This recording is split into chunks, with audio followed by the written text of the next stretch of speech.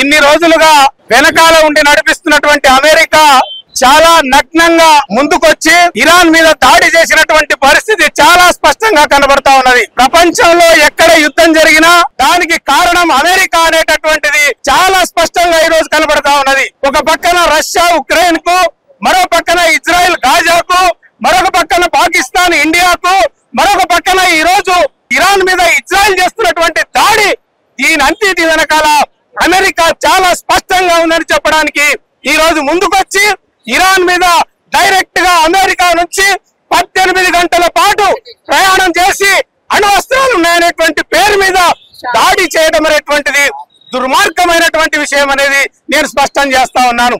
వాళ్ళు ఆల్రెడీగా ఇరాన్ వాళ్ళు చెప్పారు, అణ్వస్త్ర వ్యతిరేక ఒప్పందంలో వాళ్ళు నమోదు చేసుకున్నారు, సంతకాలు చేశారు, ఐక్యరాజ్య సమితికి చెప్పారు. ఆల్రెడీ అమెరికా ఇంటెలిజెన్స్ కూడా మొన్న 17వ తారీఖున ఇరాన్ దగ్గర అణ్వస్త్రాలు తయారు చేసే అధికారం లేదు, అవకాశం లేదు అనేటువంటిది చాలా స్పష్టంగా చెప్పినప్పటికీ కూడా ట్రంప్ మాత్రం 2 వారాల గడివిచ్చి 2 రోజుల్లోనే ఇట్లా అణ్వస్త్ర సంస్థల పైన లేదా శిబిరాల పైన దాడి చేయడం అనేటువంటిది చాలా దుర్మార్గమైనటువంటి విషయంగా మనం ఈరోజు అర్థం చేసుకోవాలా.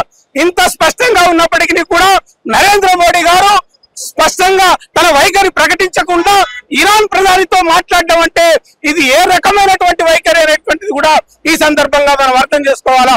అందుకనే కామ్రేడ్స్, అమెరికా చేస్తున్నటువంటి ఈ ప్రపంచ పోలీసు పెత్తనానికి వ్యతిరేకంగా అందరం కూడా నిర్ద్వందంగా ఖండించాలని, దానికి వ్యతిరేకంగా పోరాటం నిర్వహించాలని సిపిఎంఎల్ మాస్ లైన్ గా స్పష్టం చేస్తూ నేను సెలవు తీసుకుంటా ఉన్నాను. సామ్రాజ్యవాదం అంటేనే యుద్ధం, యుద్ధం అంటేనే ప్రజల మీద భారం, యుద్ధం జరిగితే వచ్చే పరిణామాలు ఏంటో మీ అందరికీ తెలుసు. ధరలు పెరుగుతారా, మిగతా ప్రజలందరి మీద భారం మోపటం. యుద్ధాలు ఎందుకు వస్తాయి? సామ్రాజ్యవాదుల పెత్తనం కోసం, మార్కెట్ కోసం యుద్ధాలు జరుగుతూ ఉన్నాయి.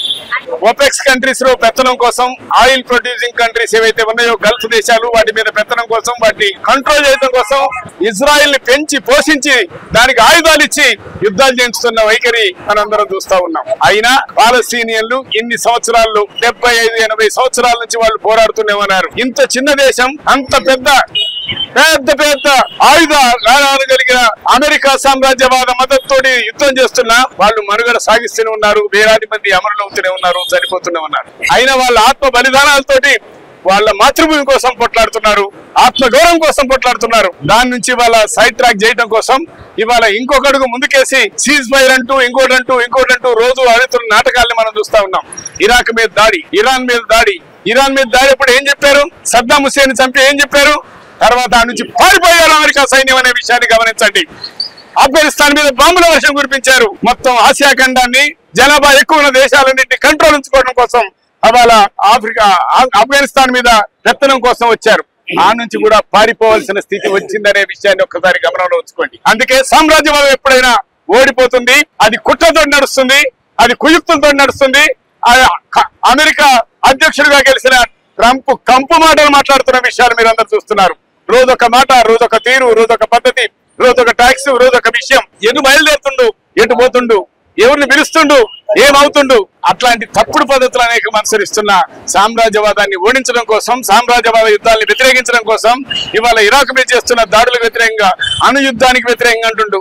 వారి దగ్గర ఎందుకున్నాయి అణు ఆయుధాలు? అనేక దేశాల్లో ఎందుకున్నాయి? ఇరాన్ కంటే చిన్న దేశాల్లో కూడా అణు ఆయుధాలు ఉన్నాయి కదా, ఆఫ్ఘనిస్తాన్ లో ఉన్నాయి కదా, మిగతా చోట్ల ఉన్నాయి కదా. ఇవాళ వాడి బలపరిచే దేశాలన్నింటిలో కూడా అణ్వాయుధాలు ఉన్నాయి కదా. మరి ఇక్కడ ఎందుకు అణ్వాయుధాలు ఉండకూడదు? వాడేవాడు అంటానికి లేరా? ఇంకా మిగతా కంట్రోల్ చేయాలంటే మొత్తం కంట్రోల్ చేయాల్సిన పరిస్థితి ఉంటుంది.